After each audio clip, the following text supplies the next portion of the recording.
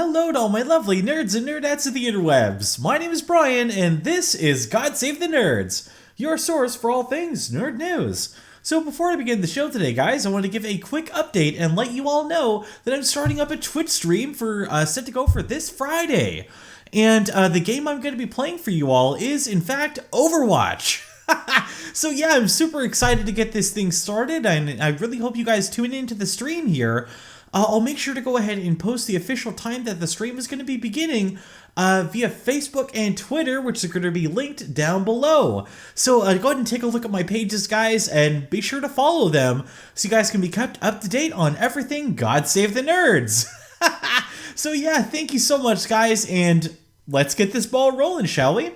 Our first story of the day is going to be brought to us by our friends over at Niantic and Pokemon Go.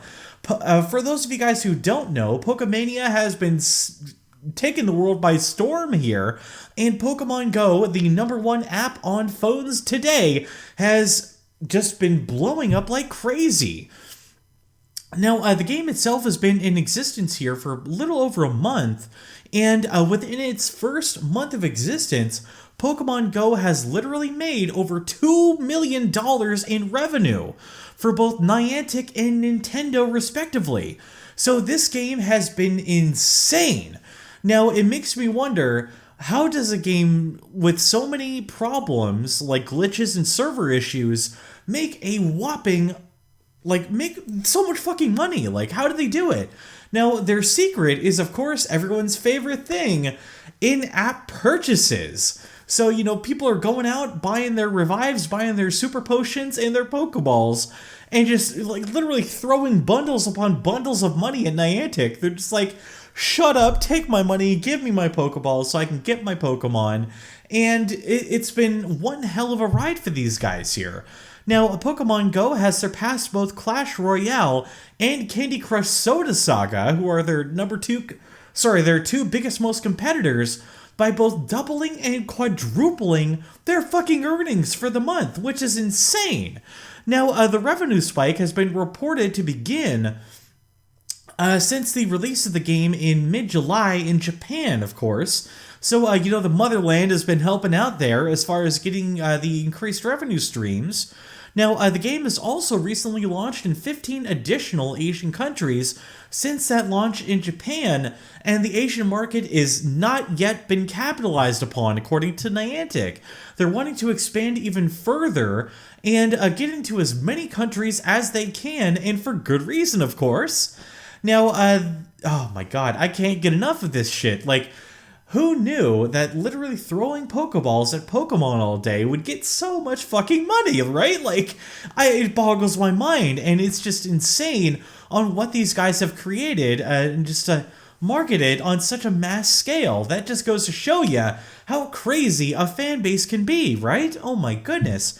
Now, I really want to know, on top of all this crap, how much you guys have spent on the game here. And don't be shy, let's all be honest here, we're all friends, right? So, yeah, let me know in the comment section below, how much have you spent on Pokemon Go since its release here about a month ago? Now, with that said, let's move over to our second story of the day, which is going to be brought to us by our friends over at Skydance Media. Now, what has Skydance done, might you ask? Well, they've gone on over to our friends over at Kato Kawa, who happens to be the owner of Sword Art Online, and they've purchased the live-action rights to the anime on a global scale, so the global live-action rights. And they plan on making a live-action adaptation of Sword Art Online. So not only do you die in the game, you die for real, but you do it for fucking real. This is insane. Oh my god, guys, and I can't get enough of this crap. Now, the person responsible for bringing us the pilot for the SAO live adaptation goes by the name of Leda Kalogridis, and she is going to be part of a 3-man team who is going to be responsible for executively producing this monstrosity here. My god. And they're planning to cater specifically to both anime fans and SAO fans specifically. So you can rest assured that they're going to be sticking fairly close to the source material that they're having to work with here. So that is great news on that front. So I'm interested to see just what they do here and where they take the story of SAO and when this thing is going to be coming out. No release date has been announced as of yet, but as soon as I hear something, you guys are going to be the first to know. Because yes, SAO is one hell of an anime, and I encourage you guys to watch it if you haven't already. It's fairly mainstream, and it's definitely everywhere, so there's definitely no shortage of ways to take a look at this thing. So yeah, I definitely encourage you guys to give it a look. Now, with that said, let's move on over to our next story of the day, which is going to be brought to us by our friends over at iNews24, which is a Korean website. Now, for those of you guys who don't know, StarCraft is Blizzard Entertainment's granddaddy of RTS games here, and it's been one of the most highest grossing RTS games in history. So it's been one hell of a ride here for these guys. Now, according to iNews24, again, a Korean website, multiple sources have been cited stating that Blizzard is planning on announcing an HD version of the original StarCraft to be released. Now, this announcement is set to take place in September, according to the website, and it's predicted to take place after the after the StarCraft 2 World Championship Series Finals. So this is great news.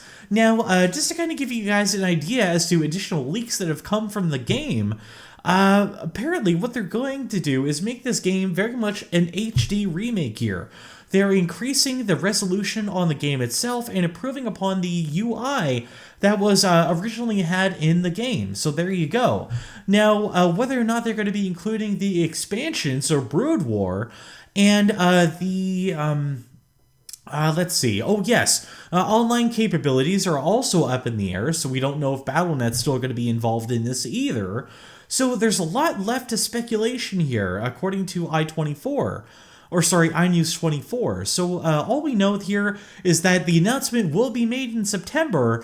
We just don't know the exact details as of right now, aside from what I've said before. So yeah, once we hear a little bit more about this, I'll be sure to go ahead and update you guys accordingly. And let's head on into our next story, and the last one of the day, which is going to be brought to us by our friend Tony Moore, the creative mind behind The Walking Dead. So yeah, what has Tony done? He's basically gone on a website called Everything But the House, which is an estate sale website. Now, what that means is an estate sale is essentially a yard sale on steroids, where people go ahead and sell their possessions and make essentially a lot of money and add it to their own equity. Now, essentially what Tony's done here is he and his wife recently purchased their dream home in Indiana, and this house came with a built-in recording studio. So, needless to say, the man paid an arm and a leg to get this thing, and he's wanting to go ahead and sell off his recording equipment that he got via the sale.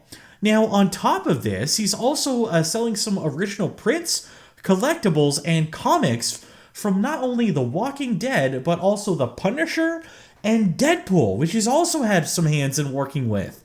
So this is phenomenal, guys. You guys are definitely in for a treat, and I'll be sure to go ahead and post links to the estate sale here in the description below once again, so you guys have plenty of opportunities to look at some great merch, and probably something that you'll never ever see once it's off the map here. You know, these are all original prints, so, you know, you can definitely make sure that they're authentic to the T. Now, the sale is set to end here on August 13th of this month. August 13th of this year, rather. So yeah, later this month. And, yeah, this is insane. Like, so yeah, I definitely encourage you guys to take a look at the auction here. Again, I'm going to be linking it in the description. And this is wonderful news, guys. Get your hands on this merch, because again, you will never see it again once it's gone. So yeah, that's insane. All right, so yeah, that is the end of the show, guys. I really hope you guys enjoyed tuning in, and I really hope you learned something here while going through the course of the show today. Like I said before, I'll be going ahead and posting the times for the Twitch stream on Friday in Facebook and Twitter. And be sure to go ahead and keep those eyes and ears open, nerds and nerdettes. Excuse me, my name is Brian. This has been God Save the Nerds, and I'm signing out. Until next week.